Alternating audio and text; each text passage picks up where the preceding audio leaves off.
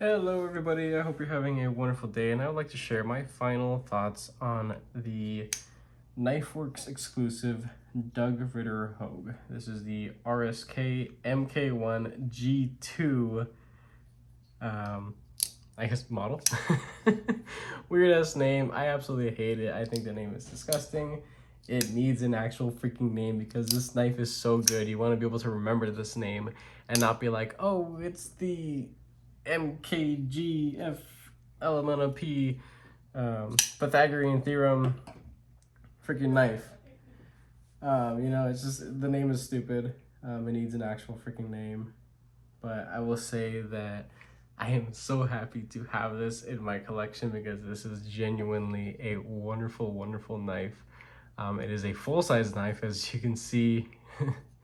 definitely a full-size knife, and we'll get into a couple size comparisons in a second, but I do want to read a couple things off of KnifeWorks. This knife is no longer available, but I did get in on a second drop of these, so who's to say there won't be a third? I don't know. The website doesn't say either, but there's a possibility that it could be a thing. So I got it on a pre-order, what it feels like forever ago. It was $209.95. I did the Sezzle thing, the 4 interest-free payments of $52.49. So that was every 2 weeks. Wasn't really anything crazy. Couple specs here that I'm pulling off of the website. So the blade material is actually CPM MagnaCut, and it is the only example of MagnaCut that I own and have in my collection. I did take this knife apart today and sharpen it, and it doesn't feel to me like it's really anything special.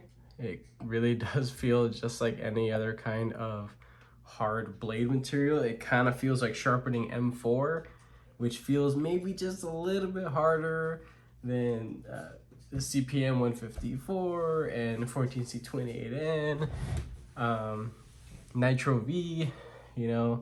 It's like that. At least in my experiences, all those other, I guess, more budget, kind of mid-grade oriented blade materials, the only time I ever really noticed a huge difference in hardness and how my stones would skate across the edge, I noticed that I had to spend a little bit more time. There's a little bit more effort that needed to be put into it when I got into sharpening M4, and this feels quite the same. So at the end of the day, I don't really think there's anything special about this blade material. It performs just like most everything else, and I didn't hard use it. I did basic use. I took it to work a couple of times. Plastic, paper, and cardboard. That's all this thing really went through. Some bags of soil out in the garden over the last couple weekends. I went through some tomatoes, some meat, some chicken.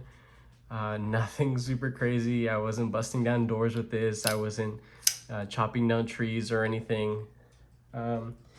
Did get just a little bit chippy up close to the main belly portion of the edge, and as you can see, actually I did put a polished edge on there. I'm just testing out what a polished edge and how long that will last on MagnaCut. I love how a really vibrant fine edge looks on knives, but most of the time it's not going to be the best in performance and edge retention. Now, while I do enjoy sharpening my knives because it's fun, it's a calming thing for me, I don't want to have to do it all the freaking time. So I'll say that I'm still grateful that this holds an edge rather well, for sure, and it's relatively tough. Corrosion resistance is just kind of like anything else. You just don't want to leave it sitting in a bucket of water. So common knowledge stuff. The blade length on this is 3.44 inches. Blade thickness is actually 0.125, and yeah, this thing is pretty freaking thick, but it does come down to a relatively thin edge. It doesn't, now in my opinion, cutting through cardboard is the main thing that I use my knives for. This thing is sweet. And that's really just the cutting geometry, just the overall shape of this thing. I didn't notice anything super special about it. I didn't think it was like pushing a brick through cardboard. So it performed really just like majority of my other knives, honestly. And I have a handful here for size comparison that performed just quite the same actually in cutting. The weight is 4.1 ounces, and for how big of a knife it actually is, that is a pretty impressive weight, and that is due to these scales being solid freaking carbon fiber. These things are gorgeous, beautiful, beautiful. And when I did take it apart, it has, you know, the access lock on it, or the crossbar style lock, because I guess you still can't call it an access lock. That's really it, but besides that, there's no like steel liners or titanium liners. There's no liners of any sort. It's just solid carbon fiber, and this thing is extremely, extremely light and beautifully machined, may I add.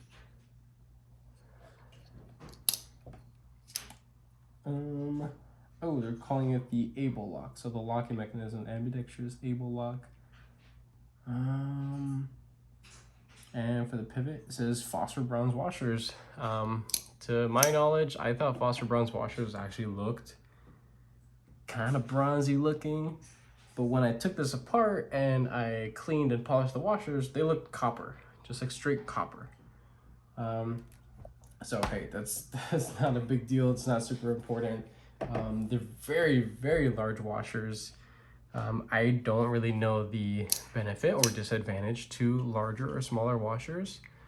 Maybe it makes this a little bit more rigid, possibly, could be. This is really geared towards harder use for sure, with the overall design and the aesthetic of this knife. But I will say that this is probably the schmanciest version of this. I don't know if anybody makes titanium scales or aftermarket scales for this. If they do, let me know, because I will most likely drop some money on them. I have found that I actually do love upgrading my knives, because you can always do something better. The edge that a knife comes with, there is always more potential for that edge. There's always more potential for that blade material, for the handles, for the hardware, for all this kind of stuff. So that's great. Let's do some size comparisons here. Sorry, I'm a little bit all over the place. This is the PM2. So quite the same actually in handle and cutting edge. The Doug Ritter just has a little bit extra cutting edge, and here it's missed because of how Spyderco does their thing down here. So next I have the Para 3, obviously significantly smaller. Yeah, definitely smaller. I have Benchmade Osborne 940. It is dwarfed actually by the Doug Ritter, and the Benchmade Bug Out is just completely swallowed by this thing. Now there is a mini version of the Doug Ritter, and to my knowledge it's pretty darn close to the length of the Bug Out, so there's that. It's an option. It's not that much cheaper than the full-size one, so it's kind of like whatever you like. If you want a smaller knife or a larger one, I have mentioned in my past videos that I do prefer smaller knives, and while this thing feels epic to hold in hand and to use, it's a little bit more than what I need, really. So I will be picking up a mini in the future. I'm just waiting for the right variant. I was going to make a purchase of one of these RSKs before, but I'm so glad that I waited. I'm so glad other things came around before this did, because I would have not had the money to get this, honestly. So I'm glad things happened the way that it did. Last couple size comparisons here. Demco 80 20.5.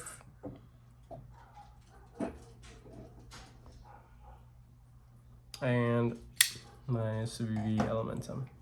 So this thing is just huge, honestly. This is a full-size plus knife, in my opinion, and it is, as I mentioned before, epic to hold in hand. It is extremely comfortable, and while the milling may look a little rough on camera, I assure you it is very, very well finished. I mean, you could have fooled me if you put this in my hand and you told me that it was G10. Yeah, I would have believed you. And it feels like it from a distance. It looks like it, but no, it's solid carbon fiber, and that's really just an enthusiast thing. It could have been the same weight. It might be a little bit lighter than the G10 ones. I don't have one to compare to, so there's that. But yeah, this thing is it's just super sweet. I don't mind the build boarding, really. Doug Ritter, here it says CPM MC for MagnaCut, not Metal Complex.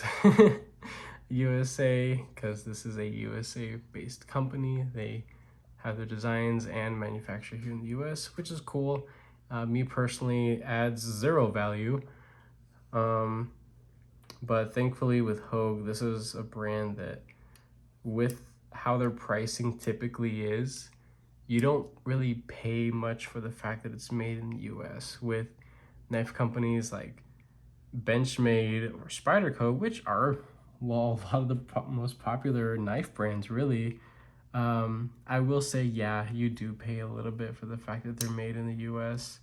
Not to say that their quality is any less, but all I'm saying is if they were made overseas, they'd be a little bit more popular than they are now. But there are some people that definitely enjoy the fact that something is made in, you know, the same country, support and all that, America and all that. So